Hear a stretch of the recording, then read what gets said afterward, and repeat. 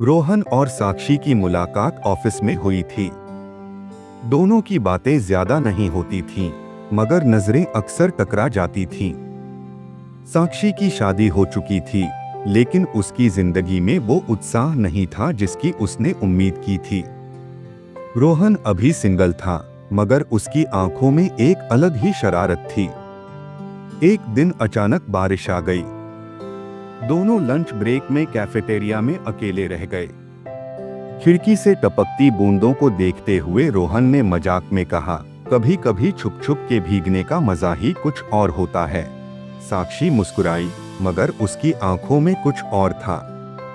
वो दोनों अब अक्सर बातें करने लगे।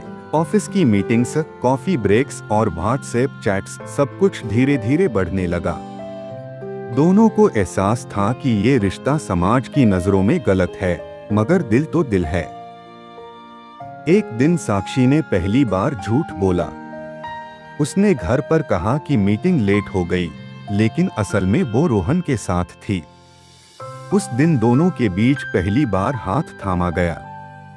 दिल तेजी से धड़क रहे थे, सांसें उलझ रही थीं, मगर कोई कुछ नहीं बोल रहा था। छुप छुप कर मिलने का एक अलग ही नशा था। ऑफिस में इशारों में बातें, भीड़ में नजरें मिलाना और चोरी छिपे हाथ पकड़ लेना, ये सब कुछ उन्हें बेहद रोमांचक लगने लगा।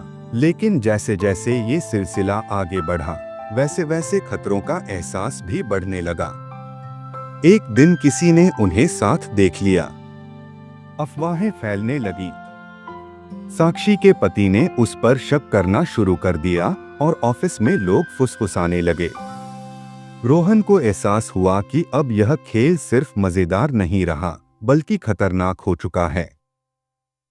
फिर वो दिन आया जब साक्षी को अपने घर पर सवालों का सामना करना पड़ा।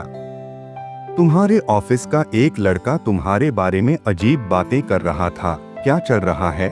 उसके पति ने कड़ाई से पूछा। साक्षी कुछ नहीं कह पाई। वो रात बेचैनी में कटी। अगले दिन उसने रोहन से मिलने का फैसला किया। कॉफी शॉप में बैठते ही उसने कहा, अब और नहीं, मुझे ये सब खत्म करना होगा। रोहन ने उसकी आंखों में देखा, जहां डर और गिल्ट दोनों थे। वो समझ गया कि अब बस यही सही रास्ता है। रोहन और साक्षी की कहानी वहीं खत्म हो गई।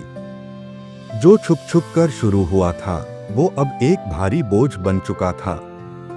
मजा और रोमांच अपनी जगह है, मगर जो खतरनाक था, वो आखिर में भारी पड़ गया।